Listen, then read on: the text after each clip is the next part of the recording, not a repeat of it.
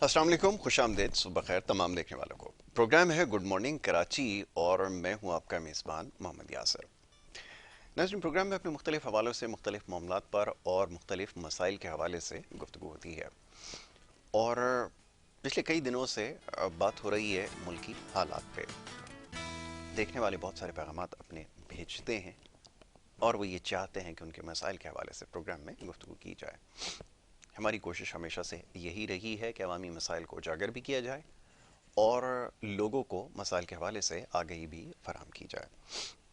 और इसके अलावा मुख्तलिफ मेहमान शख्सियात हमारे साथ यहाँ पर मौजूद रहती हैं जिनसे हमें मौका मिलता है बहुत कुछ सीखने का, बहुत कुछ जानने का। तो वो सिलसिला भी इंशाल्लाह आज जारी रहेगा। आज क्योंकि बड़े ख़ास मेहमान स्टूडियोज़ में यहाँ पर मेरे साथ मौजूद हैं, हमारी हमेशा से कोशिश ये है कि ज़्यादा से ज़्यादा तालीम के हवाले से बात की जाए, शऊर के हवाले से बात की जाए, आगाही के हवाले से बात की जाए। मुख्तलिफ मसाइल अपनी जगह हैं, बुनियादी मसाइल के हवाले से यकीनन बात करना ज़रूरी है, लेकिन उससे भी ज़्यादा ज़रूरी ये है कि लोगों में शऊर और आगाही उन तक पहुँचाई जाए। तो इसी हवाले से आज भी बड़े ख़ास मेहमान स्टूडियोज़ में तशरीफ़ फरमाएँ। बिला ताख़ीर उन्हें मैं सबसे पहले खुशामदीद कहूँगा, उसके बाद जो है उनसे गुफ्तगू जारी रहेगी। आप मुख्तलिफ हवालों से काम कर रहे हैं, ख़ास तौर पे ये जो जहन साजी का एक बड़ा मुश्किल काम है, इसके ऊपर आप बहुत देर से काम कर रहे हैं। हमारे यहाँ मसला ये है कि बहुत थोड़े तादाद में ऐसे लोग पाए जाते हैं कि वो जानते हैं कि वो क्या कर रहे हैं और उन्हें क्या करना चाहिए। ये बात मैंने इसलिए कही कि आप मुख्तलिफ इदारों में जाकर जब देखते हैं, सूरत हाल का जायज़ा लेते हैं, तो आपको पता चलता है कि जिस तरह हमारा काम करने का कल्चर है, जिस तरह का हमारा मिजाज है, वो दूसरे लोगों से बहुत ज़्यादा मुख्तलिफ है। और हम उनकी मिसालें देते हैं इसलिए ताकि हम जो है वो ख़ुद को ठीक कर सकें। और ये सारी बातें जो है आज आपको मुकम्मल तौर पे समझाने की कोशिश करेंगे। जो हमारे मोअज़्ज़ज़ मेहमान हैं वो चीफ़ एग्जीक्यूटिव हैं, टैलेंट एक्सपर्ट्स इंटरनेशनल के, ट्रांसफॉर्मेशन कोच हैं। अभी ट्रांसफॉर्मेशन किस हवाले से है ये आज वो ख़ुद बताएंगे। मेरे बड़े अच्छे दोस्त हैं जुनैद एहसन, यहाँ पे मौजूद होने में खुशामदीद कहूँगा। Junaid, thank you so very much for being with us. Once again thank you very much for inviting me one more time. मैं शुरू करूंगा क्योंकि आज इकबाल डे है। यस, यहाँ से तो शुरू करते हैं जी। आज के इस प्रोग्राम को मैं 3 अशार में इकबाल साहब के इसको ज़रूर करूंगा। ज़रूर। पहला तो ये है कि अमल से जिंदगी बनती है, क्या कहने, जन्नत भी जहन्नुम भी। ये खाकी अपनी फितरत में न नूरी है न नारी है। क्या कहने, पहला तो ये शेर है। वाह, बहुत और अमल आता ही सोच से है। सोच से। आपने बड़ी बात की, हम अक्सर लोगों को देखते हैं, मिसालें लेते हैं, अच्छी अच्छी चीज़ें देखते हैं, खुश भी होते हैं, बहुत ज़्यादा। लेकिन बात वो ये कि उस पर अमल कितना है। और अमल आता ही सोच से। सोच में तो हमने किसी को आइडियलाइज कर लिया, किसी को मॉडल बना लिया, लेकिन क्या हम उसको फॉलो कर रहे हैं? हम अपने नबी से लेके, हम अपने पैगंबर से लेके, हम बड़े मशहूर शायरों से लेके, हर अच्छी बात, हर अच्छी कोट हम रोज देखते हैं। बात है अमल की। इकबाल के पहले शेर की दीवारों पे लिख कर लगाए में हमने। एग्जैक्टली। दूसरा जो मैं शेर, मैंने 3 शेर की बात की थी, अशार की बात की थी। दूसरा शेर है, खुदी को कर बुलंद इतना कि हर तकदीर से पहले खुदा बंदे से खुद पूछे, बता तेरी रजा क्या है। अब जरा इसकी डेप्थ में आप जाइए। जरूर। हर शख्स अगर ये सोच ले कि या अल्लाह मेरी हर दुआ कबूल हो, और खुदा मुझसे खुद कहे कि जी बता तेरी रजा क्या है, तो आपने जरा सोचा है कि किस लेवल पे जाना होगा। वाह, क्या अच्छी बात है। दुनियावी तौर पे, दीनी तौर पे, सोसाइटी के एतबार से, इंडिविजुअलिटी के एतबार से, और ये सारी चीजें आती हैं सोच से। और तीसरा जो शेर है, और वो ये है कि फर्द कायम रब्ते मिल्लत से है। तीनों इकबाल के शेर, क्योंकि आज इकबाल डे है तो ट्रिब्यूट तो उनको जाता है। बिल्कुल ठीक है। फर्द कायम रब्ते मिल्लत से है, तन्हा कुछ नहीं, मौज है दरिया में, बैरून दरिया कुछ नहीं। अब ये शेर मैंने क्यों कहा? खुदी को कर बुलंद इतना, तो कहता है कि जी अमल इतने अच्छे करें कि लोग भी, सोसाइटी भी आपकी मिसालें दे, और इर्द गिर्द के माहौल को भी आप अच्छा करें। ये फर्द कायम रब्ते मिल्लत से है। मेरी जो इसकी तशरीह है वो ये, मैं ये कहता हूँ कि मैं और मैं में बड़ा फर्क है। क्या कहने हैं, बहुत खूब। मैं और मैं में जो अकड़ है, अकेला शख्स कुछ भी नहीं है। कुछ भी नहीं। आप कितना अच्छा काम कर रहे हैं। तो सोच को, सबसे पहले जो सोच की मैं बात करता हूँ, चाहे वो इदारा हो, चाहे वो घर हो, चाहे वो आपका नेबरहुड हो, चाहे की कंट्री है, ये मेरी है। बिल्कुल ठीक है। ठीक है, सोच को एम्पैथेटिक होना चाहिए। बिल्कुल ठीक है। And what is empathy? दूसरे के जाविये से सोचना, बहुत खूब। उसके जूतों में जाके खड़ा होना, उसकी जगह पे जाके खड़ा होना और फिर अमल करना कि अच्छी बात, अगर ये मेरे साथ हो तो क्या होगा, बिल्कुल ठीक, मैं कैसा महसूस करूंगा, ऐसा ही, मुझ पे बीतेगी तो क्या होगा। ऐसा ही। जिस दिन हमारी कौम ने, हमने ये सोचना समझना शुरू कर दिया और इस पे अमल करना शुरू कर दिया, क्योंकि अमल से जिंदगी बनती है जन्नत की। तो हम अगर अपने शायरों को देख लें, हम अपने बुजुर्गों को देख लें, तो बातें अच्छी बहुत हैं, सोच बड़ी अच्छी है मेरी, क्या मेरा अमल है वो? बिल्कुल ऐसा। तो ये मेरा इस पे बहुत अच्छी बात है, आपने बिल्कुल ठीक कहा कि ये जज्बा हमें बेदार करने की ज़रूरत है। यानी हो ही रहा है माशरे में कि हम अपनी गलती को तो ख़ता समझते हैं और दूसरे की जो ख़ता है उसको गलती समझते हैं। तो ये भी एक बहुत बड़ा मसला है जिसकी आपने निशानदेही की। और फिर दूसरी बात ये कि इनफरादी तौर पर अपने आप को ठीक करने के लिए कोई भी शख्स तैयार नहीं है और फिर उम्मीद लगाकर ये बैठे हैं कि शायद बाहर से कोई आकर हम लोगों को ठीक करेगा। क्या ये मुमकिन हो सकेगा? क्योंकि अक्सर औकात जब हम लोगों से बात करते हैं तो वो ये कहते हैं कि जनाब अब इस कौम का अल्लाह ही हाफिज़ है, बाहर से कोई आकर अगर आप ठीक करें तो ही आप मामला जो ठीक हो सकते हैं, वरना खुद से आपके अंदर इतनी जो है वो इतना दमखम नहीं है। जुनैद, ये बात किस हद तक सही है? ये बड़ी तकलीफ दे बात है। और फिर जब मैं शऊर के हवाले से बात करता हूँ तो एक शऊर की कमी बहुत बड़ा मसला है। जगह जगह हमें ये मसला नज़र आता है, किसी इदारे के अंदर, सड़कों के ऊपर, घर के अंदर, हर जगह, दुकान पे, किरानी की दुकान पे भी जाए तो यही चीज़ आपको सबसे ज़्यादा जिससे आपको तकलीफ होती है। फरमाइए क्या इलाज इसका? देखिए, एकेडमिक तो है ही हमारा काफ़ी, जी जी, ठीक है। मैं समझता हूँ सोशल एजुकेशन, इखलाक, माशरे में उठना बैठना किस तरीके से है, ये बहुत बड़ा एक मैटर है, ये बहुत बड़ा एक इशू है। दूसरों की बजाय जब हमने फोकस अपने आप पे कर लिया, मैंने आपके पिछले प्रोग्राम में बात की थी कि अगर एक शख्स मुझे यहाँ बैठ के ये कह दे कि सबको एक वक्त आना है, उस वक्त के बाद ऊपर जाके या तो मैं किसी को फंसा सकूं या मुझे कोई फंसा सके, ये नामुमकिन है।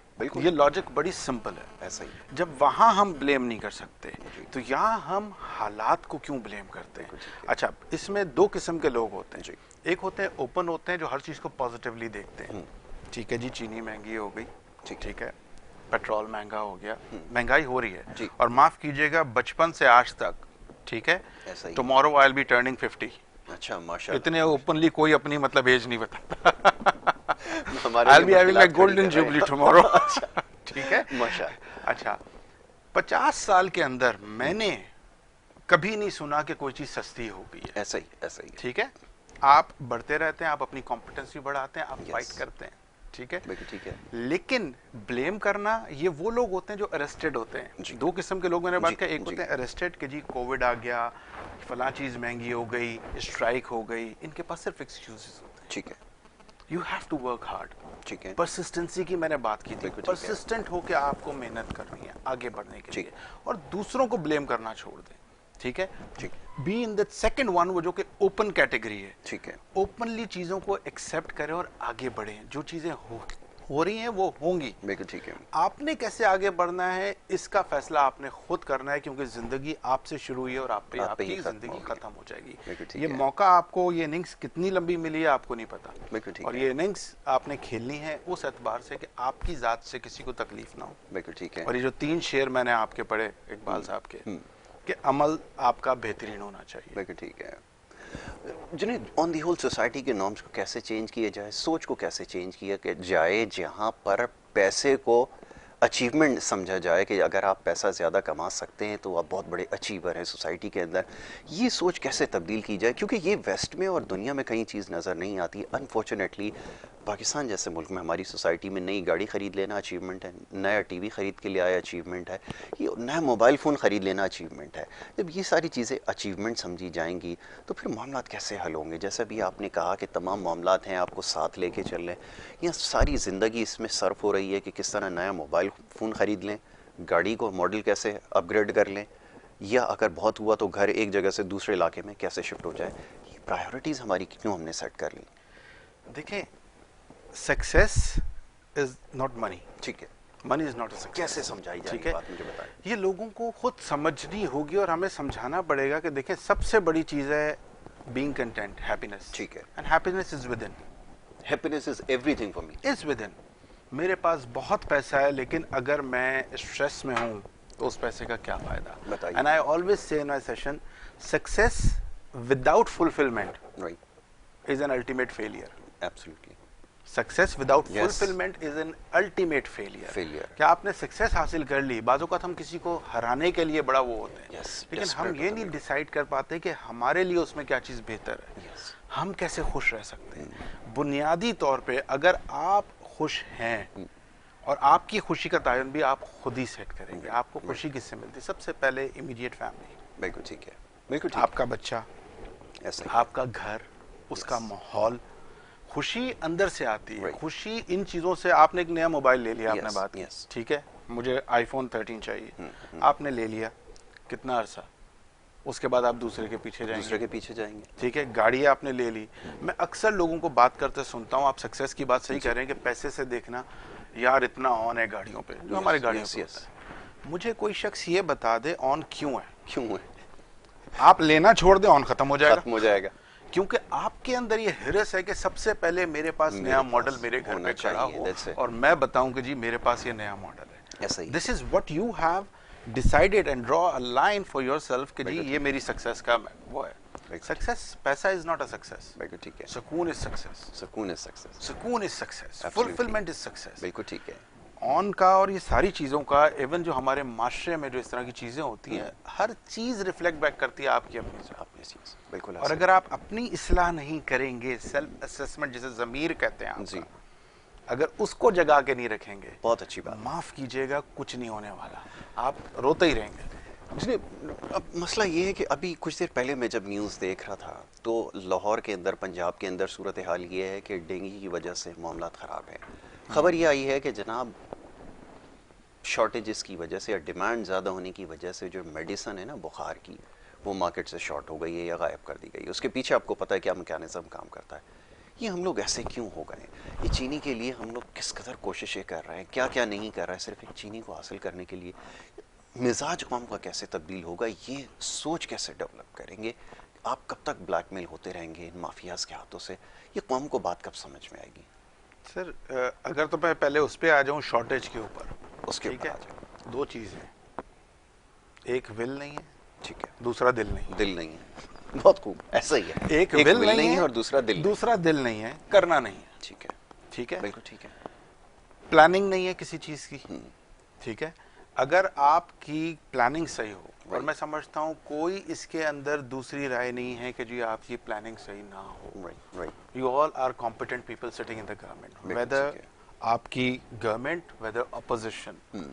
ठीक है, फिर टीम वर्क नहीं है. Nobody is taking the responsibility. Nobody No. is taking the responsibility. Nobody is taking the responsibility. What we are transforming to this nation is actually, I don't want to use the word, but obviously I will not Right, on air right. use that word. But this is something जिसको देख के तकलीफ होती है. आपने कहा ना transformation. Transformation is yes. a tangible change. Yes. Right?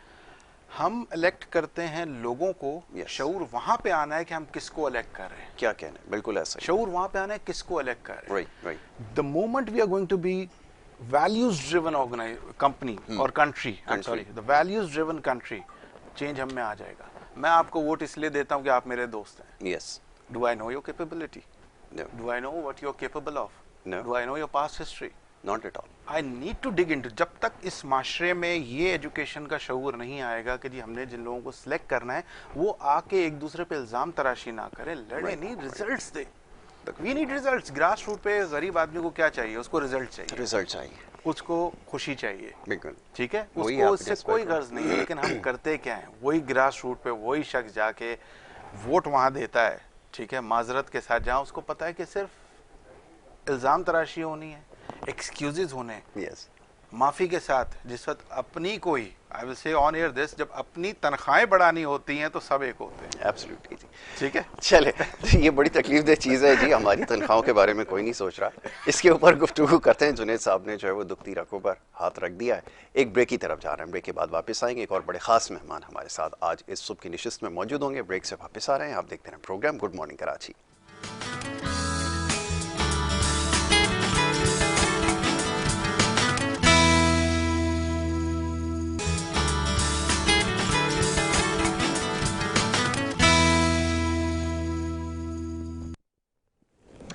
Welcome back once again. एक दफ़ा फिर आपको प्रोग्राम में खुशामदीद कहेंगे। ब्रेक पे जाने से पहले जनाब गुफ्तगू जारी थी। जनाब जुनैद हसन साहब हमारे साथ यहाँ मौजूद हैं, उनसे हम बात कर रहे थे कुछ सोच में तब्दीली कैसे लाई जाए।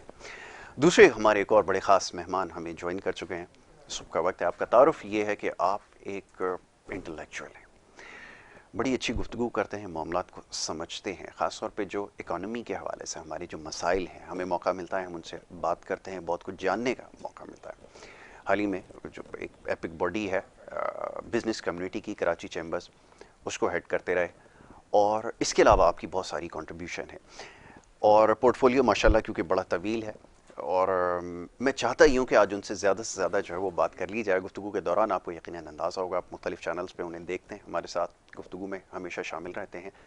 मैं बात कर रहा हूँ जनाब शारिक वोरा साहब की, मेरे साथ यहाँ मौजूद हैं। सुबह के वक्त उन्हें मैं खुशामदीद कहूँगा। Sir thank you so very much. अस्सलाम वालेकुम, गुड बहुत मॉर्निंग। शुक्रिया। वालेकुम अस्सलाम। शारिक साहब, इकॉनमी के हवाले से जो मसाइल है ना, अब लोग उसमें बहुत ज़्यादा दिलचस्पी लेने लगे हैं। एक आम आदमी का मसला, जैसा भी जुनैद कुछ देर पहले कह रहे थे, कि हमेशा से मसला ये रहा है कि महंगाई कोई भी हुकूमत जो है उसको काबू करने में तकरीबन नाकाम ही रही है। अब सवाल ये पैदा होता है कि जिस तरह के आदाद व शुमार, फैक्ट्स एंड फिगर्स दिए जाते हैं, लोग बहुत ज़्यादा कन्फ्यूजन का शिकार हो गए।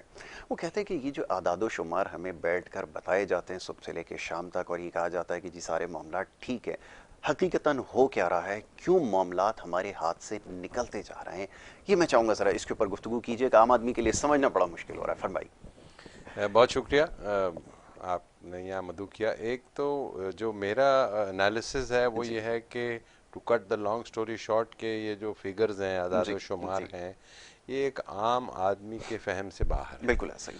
और प्लस ये जो स्टेटिस्टिकल फिगर्स होते हैं ना, जी, रेशो टू जीडीपी जी। और percentage to the foreign direct investment, and तो एक आम आदमी, एक आम शहरी, वो ये कहता है कि मुझे इससे कोई सरोकार नहीं है। बिल्कुल ठीक है। क्या मेरी जॉब है, क्या मेरे बच्चों का स्कूल की फीस है, क्या मेरे बीमारी की दवाई है, मेरा पब्लिक ट्रांसपोर्ट है, मेरी सड़क ठीक है, मेरा पानी ठीक है, मेरा सीवरेज ठीक है, उसको लाइफ की बुनियादी ज़रूरियात से वास्ता है। बिल्कुल ठीक। अब ये कहना कि ये सारी चीज़ें इसलिए नहीं हो सकती कि इंटरनेशनल मार्केट में प्राइसेस बढ़ गई हैं, तो I think this is something very absurd to say. Issue governance का है। बिल्कुल ठीक है। इशू जो है वो दुनिया में ऑयल की प्राइस बढ़ने का नहीं है जी, कमोडिटीज़ की प्राइस बढ़ने का नहीं है, जो कंटेनर का फ्रेट चार्जेस हैं उसके बढ़ने का नहीं है।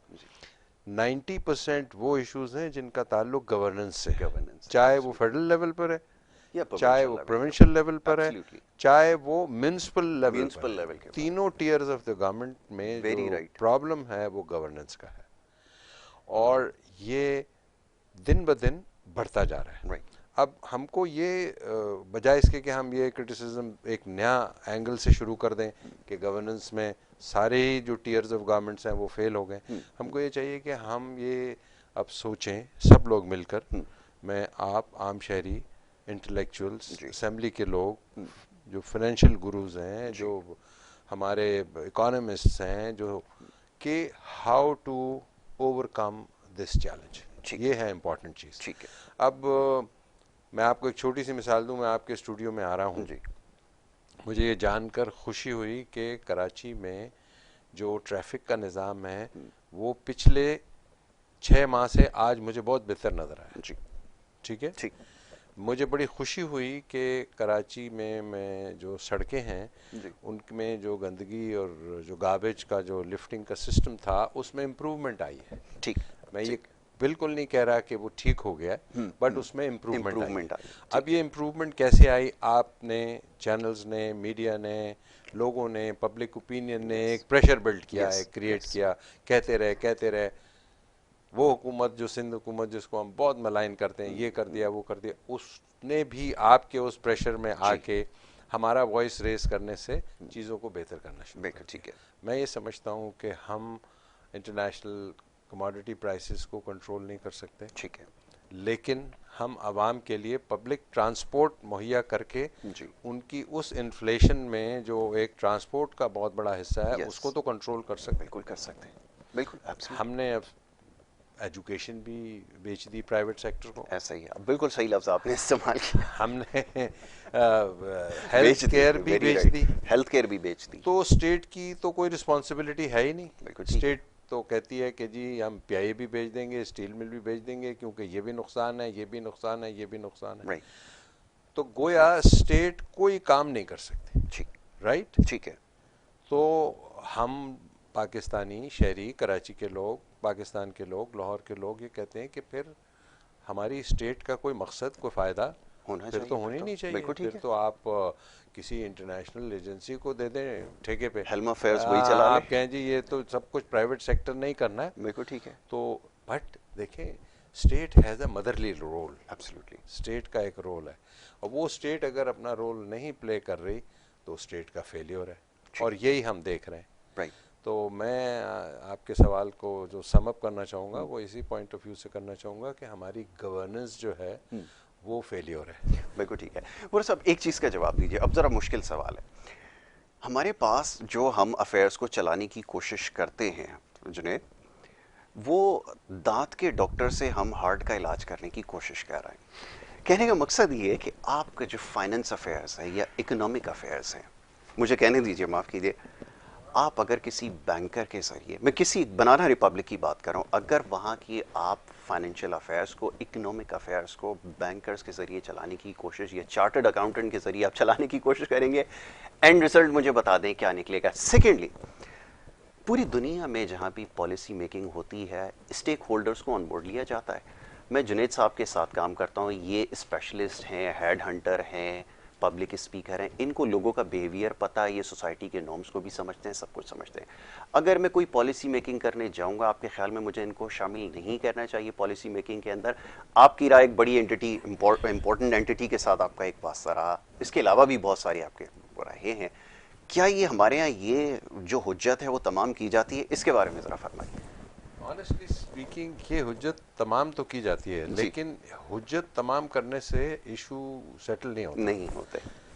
चेंबर से हमारी पूरे जो दूसरी दीगर एसोसिएशंस हैं, उन जैसा कि आपने लफ्ज़ इस्तेमाल किया कि वो जो लोग स्टेक होल्डर्स हैं, जिनका इस माशरे में, इस मुल्क में हमारा स्टेक है, this is my country, right, I am so proud to be a Pakistani. ठीक है, मुझसे पूछा ज़रूर जाता है जी, लेकिन वो जो लफ्ज़ आपने इस्तेमाल किया वो सिर्फ हुज्जत ही तमाम करते हैं। हाँ, वो विजडम यस जो इंडस्ट्रियलिस्ट का है, वो विजडम जो ताजिर का है, जी, बिजनेसमैन का है, ऐसे लोग जिन्होंने पूरी जो हायरिंग सिस्टम्स हैं, जो इंडस्ट्री में कौन सा ह्यूमन रिसोर्स किस तरह से, किस लेवल का कैसे ट्रेन होना चाहिए, कैसे उसको एम्प्लॉयमेंट मिलना चाहिए, उसका ग्रोथ कैसे होना चाहिए, ये लोग स्टेक होल्डर्स हैं। बिल्कुल। और हमारे यहाँ बेशुमार मिनिस्ट्रीज हैं, इस्लामाबाद में भी हैं, यहाँ पर भी सेक्रेटेरिएट में भी हैं, आपके पास कराची की म्यूनिसिपल कॉरपोरेशन के पास भी हैं, तीनों के पास हैं, बिल्कुल है। और लाखों लोग घोस्ट मुलाजमीन उनके पास हैं। ऐसे ही, ठीक है, वो घोस्ट मुलाजमीन की बिलियंस ऑफ रुपीस की जो तनख्वाहें हैं वो जारी हैं, बिलियंस ऑफ रुपीस की दवाइयाँ किताबों में, बुक्स में खरीदी जा रही हैं, सबको पता है। Millions and millions of dollars की जो लग्जरी कार्स हैं वो इंपोर्ट हो रही हैं, और उसमें 80% कार्स वो हैं जो गवर्नमेंट, उसके डिविजन्स और उसकी मिनिस्ट्रीज के लिए आ रही हैं जी। 80%। और आप कहते हैं कि जी हमारा करंट अकाउंट डेफिसिट बन रहा है, तो वही बार बार जो हम कहते हैं कि आपने बड़ा अच्छा वो लफ्ज़ इस्तेमाल किया कि अगर बैंकर्स और चार्टर्ड अकाउंटेंट्स जो हैं वो इकॉनमी चलाएंगे, वैसे तो हम लोग किसी भी अपने नेबरिंग कंट्री का नाम लेते हुए हम कहते हैं कि जी ये कहीं कोई गुस्ताखी ना हो जाए, लेकिन आप इंडिया में मनमोहन सिंह को उन्होंने प्राइम मिनिस्टर बनाया, and he was one of the persons जिसने इंडिया की जो डेस्टिनी, जो पूरी तब्दीली लाए, वो इकोनॉमिस्ट थे। बिल्कुल ठीक है। इसी तरह आप पूरी दुनिया में देख लें, जहां भी बहुत बड़ा इकोनॉमिक टर्न अराउंड हुआ है स्टेट लेवल पे, बिल्कुल ठीक है, वो इकोनॉमिस्ट लाए हैं। वो आपने बिल्कुल सही निशानदेही की। अब ये कह देना कि जी हमारे पास इकोनॉमिस्ट है नहीं, ये भी ऐसा नहीं है। हमें तो लग रहा है कोई डाउट आया है, क्योंकि जिस तरह के बात कर रहे हैं, यानी जो टीवी पे क्रिटिसाइज कर रहा है इस वक्त सिर्फ नौकरी उसके लिए रह गई है, उसको हायर कर लेते हैं, वो जनाब बैठकर जो कल तक टीवी पे क्रिटिसाइज कर रहा होता है, ऑल ऑफ अ सडन जो है उसके बिल्कुल थॉट्स चेंज हो जाते हैं। ये सूरत हाल है। ये सूरत हाल। बताएं क्या करें। तो हमारे पास अल्हम्दुलिल्लाह इकोनॉमिस्ट भी हैं, हमारे पास साइंटिस्ट भी हैं। We are a very very talented nation. जी। और हमारे लोग जो बाहर जाके जिस लेवल का कंट्रीब्यूशन कर रहे हैं दुनिया की तरक्की में, हर शोबे मुल्कों की तरक्की में, वो बड़ा ब्रिलियंट है, बहुत ज़बरदस्त है। ऐसे ही। तो वही बात है कि फिर ऐसा क्यों है कि वो टैलेंट जो हमारा मौजूद है हमारे पास, वो टैलेंट हमारी जो तरक्की है मुल्क की उसमें काम क्यों नहीं आ रहा। बिल्कुल ठीक है। दैट मीन्स कि वो लोग जो हुकूमतें चलाते हैं, वो इंक्लूसिव गवर्नमेंट्स को मैनेज करना उनको नहीं आता। बिल्कुल ठीक है। ठीक है, बिल्कुल। उन लोगों को बिठाया जाता है जी। पकड़ के। हम कहते हैं ये इलेक्ट होकर आया, ये सेलेक्ट होकर आया। आप अंदाज़ा कीजिए कि हम ऐसे लोगों को मुल्क की बागदौड़ संभाल देते हैं जिन्होंने शायद अपनी पूरी ज़िंदगी में किसी किस्म का कोई प्रोफेशनल ऑब्लिगेशन ड्यूटी नहीं की होगी। राइट। और आप ये कहते हैं कि ये पॉपुलर लीडर कैसे कोई भी, I don't want to name, ठीक है, पिछले 25 साल में आप देख लें, ऐसा ही है। अगर पॉपुलैरिटी क्राइटेरिया है तो तरक्की नहीं हो सकती पूरी दुनिया में। इवन आप देखें चाइना में जी, आज जो उनके सदर हैं शी जिनपिंग जी, वो 40 साल अपनी जिंदगी के ग्रास रूट लेवल पे लोगों को सर्व करते रहे इन डिफरेंट कैपेसिटीज। बिल्कुल ऐसा ही। आप मुझे बताएं हमारे पिछले 10-20 साल में आने वाले जितने वजीर आजम हैं, जितने सदर हैं, क्या उन्होंने ये काम किए? उन्होंने तकरीरें की हैं, एक दूसरे को गालियां दी हैं, ऐसा ही हुआ, एक दूसरे को मलाइन किया है। बिल्कुल ठीक है। जिसको ज्यादा मलाइन करना आ गया वो बन गया, अगली दफा जो उससे ज्यादा अच्छी गालियां देता है वो बन जाएगा। सो हमारा जो criteria to elect our leaders eligibility है, बिल्कुल उसमें दोनों तरफ से तब्दीली आनी चाहिए। एक तो वो पार्टीज जो मेजर पार्टीज हैं पाकिस्तान में, जिनको लोग फॉलो करते हैं, जिनको लोग वोट देते हैं, उनको चाहिए कि वो ऐसे लोगों को लाकर प्राइम मिनिस्टर बनाएं, प्रेसिडेंट्स बनाएं, मिनिस्टर्स बनाएं जिनकी कैपेसिटी टू डिलीवर हो। सबसे ज्यादा जरूरी है। बिल्कुल ठीक है। जुनैद, ये जरा बताएं कि ये right person for the right job क्या चीज होती है, जो हम अक्सर फ्रेज एक सुन रहे होते हैं। बाहर हम देखते हैं कि कभी हमें ये नज़र नहीं आया कोई कारपेंटर खड़ा हो के जनाब किसी डेंटिस्ट की जगह काम कर रहा हो, या वाइस वर्सा, अगर वो कोई डेंटिस्ट है तो जाके कारपेंटर की शॉप पे नज़र आए। हमारे यहाँ बड़ी अनफॉर्चुनेट है, वोरा साहब ने तो खुलकर उसकी निशानदेही कर दी है। प्राइवेट सेक्टर के अंदर जब हम हायरिंग करते हैं तो इन तमाम चीज़ों का ख्याल रखा जाता है कि जिस शख्स को हायर किया जाता है उसका फिर एंड रिजल्ट हमें उसकी प्रोडक्टिविटी और उसकी टर्नओवर्स में चीज़ नज़र आती है। तो ये क्यों अप्लाई नहीं होता गवर्नमेंट सेक्टर के ऊपर? ये मसला कैसे हल किया जाए? और सबसे पहले तो ये बताइए ना, आप कैसे मेक श्योर करते हैं कि कौन सा बंदा किस जगह रखा जाना चाहिए, क्या चीज़ उसके अंदर है, सलाहियतों का क्राइटेरिया क्या है, फरमाइए। देखिए, प्राइवेट सेक्टर के अंदर एक प्रॉपर जॉब ब्रीफ होता है। बिल्कुल ठीक है। ठीक है, जिसके अंदर ना सिर्फ फंक्शनल फिट, कल्चरल फिट भी बहुत जरूरी होता है। ठीक है, बड़ी इंपॉर्टेंट बात बताई। फंक्शनल फिट तो उसका है कि if I am a finance manager, head of finance, ठीक है, आई हैव टू बी इधर चार्टर्ड अकाउंटेंट या आईसीएमए, जो भी ऑर्गेनाइजेशन का एक कैडर है उन्होंने डिसाइड किया हुआ। उसके बाद एक कल्चरल फिट की, जब शख्स यहाँ आएगा तो इसका बिहेवियर कैसा है, ये पास्ट में क्या करके आया, वो पूरी उसकी इवैल्यूएशन होती है। अगर हम अपने मुल्क की सिलेक्शन, ठीक है, वोटिंग के थ्रू इलेक्शन को इन क्राइटेरिया से गुजार लें, ठीक है, बिल्कुल ठीक है, सॉरी टू से कि बहुत से लोग फारिग हो जाएंगे। बहुत से नहीं, मेरे ख्याल में उसकी मैंने फिर थोड़ा सा तकल्लुफ रखा है, ठीक है। उसकी रीजनिंग ये है जी कि जब हम प्राइवेट सेक्टर में जॉब के लिए किसी को देखते हैं तो आप उसकी वेरिफिकेशन भी होती है। बिल्कुल ठीक है, ठीक है, ठीक है। आया उसके ऊपर कभी कोई कहीं से कोई एफआईआर तो नहीं कटी? एब्सोल्युटली, बिल्कुल ठीक है। अब चाहे उसके पास सही हो या गलत हो, दैट्स अ डिफरेंट चैप्टर। बिल्कुल ठीक है, ही इज आउट, बिल्कुल ठीक है। Nobody wants that, you know, trouble in their organisation. तो सिलेक्शन तो डेफिनेटली जॉब ब्रीफ के ऊपर प्लेइंग ऑन स्ट्रेंथ हमें कहते हैं। ठीक है, ठीक है। अगर विकेट कीपर है, आज मैं क्रिकेट की मिसाल दूंगा तो वो विकेट कीपिंग ही करेगा, बिल्कुल स्ट्रेंथ इज दैट, बिल्कुल ठीक है। ओपनिंग बैट्समैन है तो ओपन करेगा, फाइनेंस का है तो फाइनेंस देखेगा, मार्केटियर है तो वो मार्केटिंग बैकग्राउंड होना चाहिए, किस एजुकेशन बैकग्राउंड से, पूरा एक क्राइटेरिया बना हुआ है। ठीक है, ठीक है।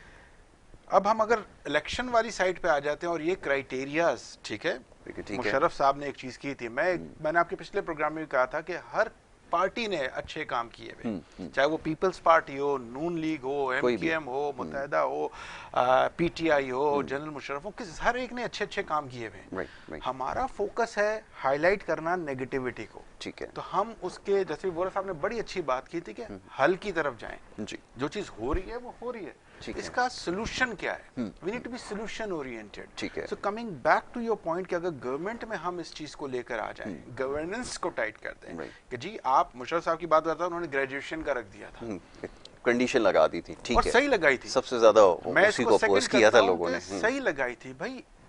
We need to be a values driven country rather than a personality driven। बिल्कुल ठीक है जी, पॉपुलैरिटी, वोरा साहब ने भी बड़ी प्यारी बात की, पॉपुलैरिटी से मतलब नहीं है कि if you're a popular, होना नहीं चाहिए, क्राइटेरिया ठीक है, वरना माइकल जैक्सन यहाँ आराम से वो बन सकता है, बिल्कुल ठीक है, आप ले आए शाहरुख खान को, आप ले आए नदीम साहब को, आप सबको ले आए, सारे क्राइटेरिया बिल्कुल ठीक है, अपनी फील्ड के अंदर they all are very good. Nadeem साहब एक बड़ा नाम है फिल्म इंडस्ट्री के, he is an actor, he can do acting, he is very good, but he helm affairs को नहीं चला सकते, बिल्कुल ही। और गवर्नेंस की सारी बात है, वही वाली बात है, विल और दिल दोनों ने, विल भी नहीं है और दिल भी नहीं है सर, ये भी चक्कर है, दिल भी नहीं है, ठीक है। अच्छा वोरा साहब, अब ये बताइए, लोग एक बड़ा बुनियादी सवाल करते हैं, आपने निशानदेही की कि एक मैनेजमेंट का फेलियर, ये मिसमैनेजमेंट है आपकी, क्राइसिस आफ्टर क्राइसिस, एक खत्म होता है दूसरा आ जाता है, दूसरा खत्म होता है तीसरा आता है। सवाल ये पैदा होता है कि अगर हम किसी शख्स को, चाहे वो केपेबल ना भी हो, किसी जगह में उसको बिठाता हूँ, 1 साल गलती करेगा, 2 साल गलती करेगा, 3 साल गलती करेगा, लेकिन इवेंचुअली साइंस ये कहती है एक वक्त पर आके वो चीज़ों पर ठीक काम चलाना शुरू हो जाएगा। लेकिन सिचुएशन यहाँ बिल्कुल इसके एक्स्ट्रा ऑपोजिट नज़र आती है। इसके पीछे क्या राज है, ये ज़रा बता दिए। क्या आपका जो डिफाइंड सिस्टम है पूरा का पूरा ख़राब हो चुका है? अगर सो नहीं रिजल्ट आ रहा है तो उसका मतलब ये है कि उसको, आपको पूरी सर्जरी करके आपको उसको चेंज करना पड़ेगा। क्या यही इस मसले का हल है? प्लीज़ देखिए, एक्चुअली जो हो रहा है पाकिस्तान में, पॉलिसी जो इंफ्रास्ट्रक्चर है वो हमारे यहाँ मौजूद नहीं है। मसलन पिछली नून लीग की गवर्नमेंट थी, ठीक है, उसके पास कोई इंडस्ट्रियल पॉलिसी नहीं थी, कोई एक्सपोर्ट पॉलिसी नहीं थी। आज 4 साल गुजर गए, ये हुकूमत आ गई, इसके पास कोई इंडस्ट्रियल पॉलिसी नहीं है, इसके पास कोई एक्सपोर्ट पॉलिसी नहीं है। फॉर एग्जांपल, ये 2 बुनियादी चीज़ें हैं आपकी इकोनॉमी को जो ड्राइव करती हैं। रियल स्ट्रेंथ आपकी इधर लाई करती है। एब्सोल्युटली। आपने अपने मुल्क को इंडस्ट्रियलाइज्ड कैसे करना है? पूरी दुनिया में इंडस्ट्रियलाइजेशन कैसे हुई? चाइना से लेकर, इंडिया से लेकर, टर्की से लेकर, तो बांग्लादेश भी शामिल कर लें अब तो, कि उन्होंने अपनी करेंसी को डिवैल्यूएशन किया फॉर अ पर्पस। पर्पस क्या था? बड़ा अच्छा टॉपिक, इंडस्ट्रियलाइजेशन। बिल्कुल ठीक है। अगर आपके जहन में ये है कि डिवैल्यूएशन करने से एक्सपोर्ट बढ़ जाती है, तो पाकिस्तान के केस में तो वो नेट फेल्योर है। बिल्कुल ऐसा ही हुआ। 40 दफ़ा पिछले 25 साल में हम डिवैल्यू कर चुके हैं। 60 रुपए से लेकर, मुशर्रफ के 60 रुपए से लेकर आज 175 रुपए तक। बिल्कुल। हम 20 दफ़ा डिवैल्यूएशन कर चुके हैं। कभी ये कहते हैं कि market driven foreign exchange policy होगी, कभी कहते हैं कंट्रोल्ड होगी। बुनियादी चीज़ ये है कि हमको ये डिसाइड करना है फॉर नेक्स्ट 20 इयर्स कि हमारी जो फॉरेन करेंसी है, हमारा जो डॉलर टू रुपी पेग है, उसको हमने किस तरह ड्राइव करना है। ठीक है, ठीक है। जो बात मैं कर रहा था कि डिवैल्यूएशन से फ़ायदा क्या होता है कि आपके मुल्क में इंडस्ट्री लगती है। बिल्कुल ठीक है। लेकिन क्या आपने उस डिवैल्यूएशन को कैपिटलाइज किया इंडस्ट्रियलाइजेशन? ये है पॉइंट, नहीं किया, नहीं हुआ। दैट मीन्स कि एक तरफ तो आपने चीज़ें महंगी कर दी, इन्फ्लेशन आ गया। ठीक है। पाकिस्तान की जो एक्सपोर्ट पोटेंशियल था वो डिवैल्यूएशन की वजह से आहिस्ता आहिस्ता कम हो जाएगा। जी। पूछे क्यों? उसकी वजह यह है कि पाकिस्तान के $100 एक्सपोर्ट करने के लिए आपको $240 का चीज़ इंपोर्ट करनी पड़ेगी। दैट मीन्स कि डिवैल्यूएशन से वो इंपोर्टेड चीज़ें जो हैं वो और महंगी हो जाएंगी। बिल्कुल ठीक है। आपका जो कंपेटिटिव एज है एक्सपोर्ट करने में वो और कम हो जाएगा। जी। तो इनफैक्ट डिवैल्यूएशन जो है वो मुल्क की एक्सपोर्ट के लिए अल्टीमेटली नुकसानदेह साबित हुआ है पाकिस्तान के केस में। ठीक है, ठीक है। अब उसको इंडस्ट्रियलाइजेशन के लिए कन्वर्ट करना चाहिए ताकि इंपोर्टेड चीज़ महंगी हो जी, मुल्क में बनने वाली चीज़ कंपेटिटिव हो। बिल्कुल ठीक है। जब मुल्क में इंडस्ट्री लगेगी तो आपके पास सरप्लस बिल्ड होगा। बिल्कुल ठीक है। जब सरप्लस बिल्ड होगा तो आपको एक्सपोर्ट के मौके मिलेंगे। चाइना ने जो इंडस्ट्रियलाइजेशन की वो थ्रू डिवैल्यूएशन की जी। और आपको याद होगा, आपको भी याद होगा कि अमेरिका ने कई दफ़ा उनको ये कहा कि जी आप अपनी करेंसी को जी रिवैल्यू करें, राइट? ऐसा ही हुआ है। और आपने उसको डिवैल्यू रखा हुआ है। आपकी currency is more powerful at in the world बिल्कुल एज ठीक है। Compare to what you have kept it now.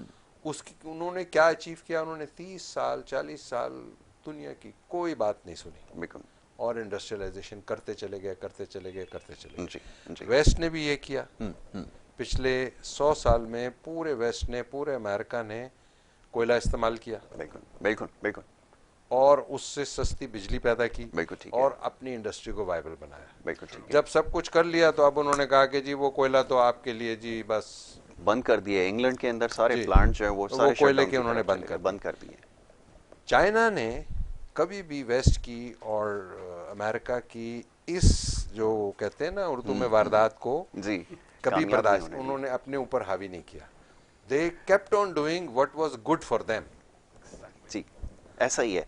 लेकिन वोरा साहब, अब बात यह है ना कि उनके ऊपर ना हमारी जैसी डाइट लाइबिलिटीज थी और प्लस ये कि उनके जो मॉनेटरी अफेयर्स थे, फिर मैं एक बड़ी सख्त बात कर रहे हैं, सख्त तो नहीं है अब तो खैर सबको पता है, सबको पता है, पत्ता पत्ता बूटा बूटा हाल हमारा जाने, सबको पता है कि जो मॉनेटरी अफेयर्स होते हैं। अच्छा ये भी बता दीजिए कि हमारे पास कोई बंदा नहीं है जो एटलीस्ट जो सेंट्रल बैंक हमारी बैकबोन होती है इकोनॉमी को, जो सारे मामलात को देख रही होती है, मैं तो उसको बड़ी इंपॉर्टेंट उससे देखता हूँ, सेंट्रल बैंक जिसको कहते हैं, आपके पास उसके अफेयर चलाने के लिए बंदा भी अगर आपको इंपोर्ट करना पड़े तो डायरेक्शन कैसे ठीक होगी, मुझे ये बता दीजिए।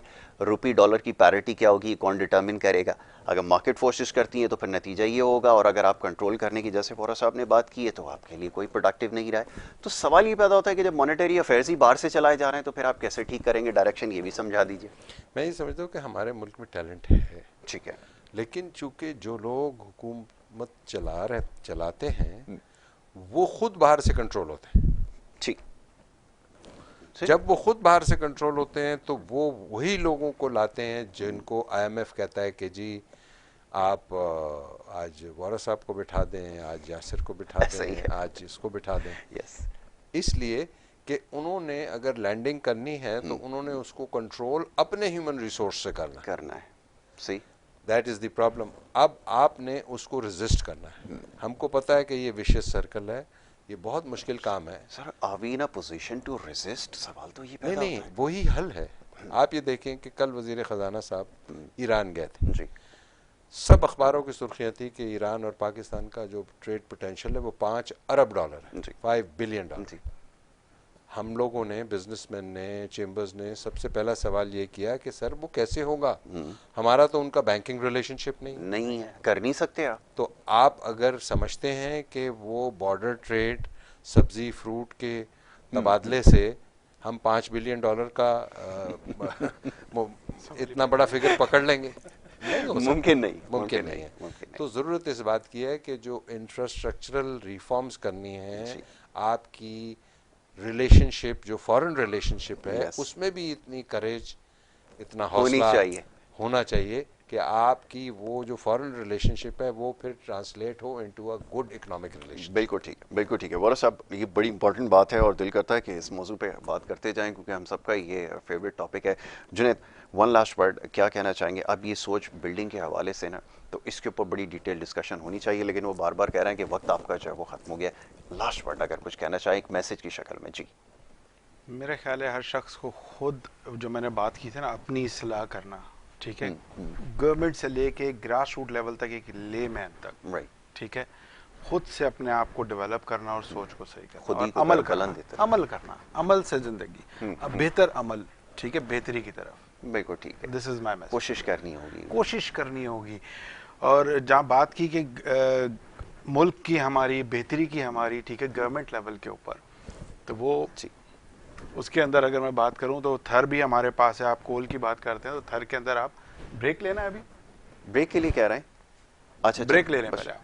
ठीक है। पर लास्ट मैसेज, वोरा साहब का मैसेज ले लेता हूँ। यस वोरा साहब, लास्ट मैसेज। मैं ये समझता हूँ कि हमारा जो पॉलिटिकल सिस्टम है उसको एवोल्यूशनरी प्रोसेस के थ्रू चलना चाहिए और या कोई पैराडाइम शिफ्ट आना चाहिए। और हमारी जो पॉलिटिकल लीडरशिप है वो इम्प्रूव करेगी, मैच्योर होगी जब ये प्रोसेस चलता रहेगा इंशाल्लाह ताला। अगले 1-1.5 साल में एक इलेक्शन होंगे, दुआ ये करनी चाहिए कि वो इलेक्शन फेयर हों, फ्री हों और उसमें वो लोग इलेक्ट होकर आए जिनको लोग इलेक्ट करें। That is very important. बड़ी जूम आने बात है हमारे सामने की sir. Thank you so very much Vora साहब, बहुत शुक्रिया आपका। जुनैद आपका बहुत शुक्रिया। दोनों मौजूद मेहमानों ने प्रोग्राम में आज शिरकत की और बड़ी अच्छी गुफ्तगू रही है। ये वो मामलात हैं, ये मसाइल हैं जिनको समझना ज़रूरी है। इनको हल कैसे किया जाएगा ये लोग ज़्यादा बेहतर तौर पर जानते हैं। किसी भी मसले को हल करने के लिए बेहतर ये है कि जो उन मसाइल से वाकिफ़ हो, ये मसाइल ज़्यादा लोग हों जिन्होंने ये सारी मुश्किलात देखी हों, ज़्यादा बेहतर तौर पर आपको बता सकते हैं कि इन मसाइल को कैसे हल किया जा सकता है। बड़ी बदकिस्मती रही है पिछले 70-72 सालों के अंदर जब भी ये पॉलिसी मेकिंग किसी भी हवाले से हुई है, कि जैसे अभी वोरा साहब फरमा रहे थे कि एक हुज्जत तो तमाम यकीनन हुई है मशावरत की, लेकिन उसको कभी भी आपने एग्जीक्यूट नहीं किया। अगर वो फैसलों की शक्ल में होता तो फिर आज सूरत हाल अक्सर मुख्तलिफ होती और अभी भी देर नहीं हुई है। इसमें सबसे अच्छी बात यह है कि अभी भी देर नहीं हुई है। मामलात को संभालने की अगर कोशिश करें नेक नियति के साथ, इरादे के साथ और पुख्ता इरादे के साथ, तो यकीनन मामलात जो है वो हल हो सकते हैं। एक ब्रेक की तरफ जाना होगा। ब्रेक के बाद हमारा जो दूसरा सेगमेंट आपके हेल्थ के हवाले से वो जारी रहेगा। देखते रहें प्रोग्राम गुड मॉर्निंग कराची।